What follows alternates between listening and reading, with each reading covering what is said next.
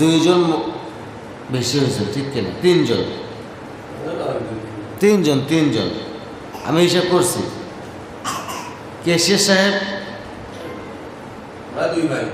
আমি বলি শোনেন আপনি।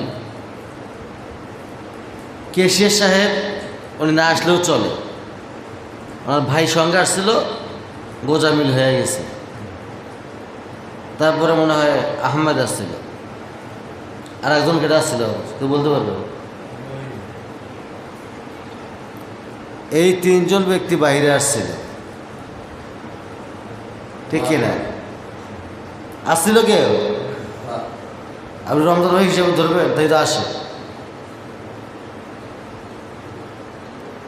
যারা একবারই আসে না, আজকেও নাই, তারা শুধু মনে হয় আমি যেটা মনে করছি, সন্দেহ করা ঠিক না, বাস্তবতাই হচ্ছে এটা। উনি মসজিদের ক্যাশিয়ার, আমি বলবোই ভাবি এখন ভাই, কোনো কথা নেই।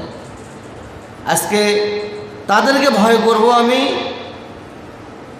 সভাপতিকে ভয় করে কথা বলবো না, সেক্রেটারিকে ভয় করে কথা বলবো না, ক্যাশিয়ারকে ভয় করে কথা বলবো না। এই কথাটা না বলার কারণে কাল কিয়ামতের কঠিন ময়দানে আল্লাহ রাব্বুল আলামিন জাহান্নামের কেসি দিয়া আমার জিহ্বা কাটবেন, কেউ ঠেকাইতে পারবে না সেদিন। আমার পাবে আল্লাহ আটকাইতে পারবেন কেউ? তাহলে আমার কথা বলার দরকার আছে না নাই? আপনাদের ভালো লাগলে রাখেন, না লাগলে না রাখেন, আমাকে কোনো দুঃখ নেই আমার। কারণ এখন ছেড়ে দেবো, বিকেলবেলা একটা পেয়ে যাবো ইনশাআল্লাহ। কারণ মসজিদের সভাপতি, সেক্রেটারি, ক্যাশিয়ার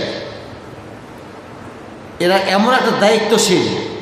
গতকাল রিপন ভাই আসছিল ক্যাশিয়ার, যখন সুদের আলোচনা শুরু করছে আমি উল্টে উঠে গেছি। কারণটা কি? ওরা কি সুদ খায় নাকি? প্রিয় ভাইরা আমার, এগুলো বলার দরকার আছে না? নাই, সতর্ক হতে হবে। আপনারা নিজেরা কমিটি নিযুক্ত করেন। এই ঈদের মধ্যে যদি আপনারা কমিটি নিযুক্ত না করেন, আপনারা আমাকে আর পাবেন না। ক্লিয়ার কথা। যদি আপনারা কমিটি নিযুক্ত না করেন, কমিটি চেঞ্জ না করেন, আপনারা আমাকে আর পাবেন না, আমি নিজেই থাকবো না। হয়তো কমিটির লোক বলতে পারে এ হুজুর রাখবো না, আপনি কতক্ষণে বলবেন আমাকে, আমি নিজেই থাকবো না।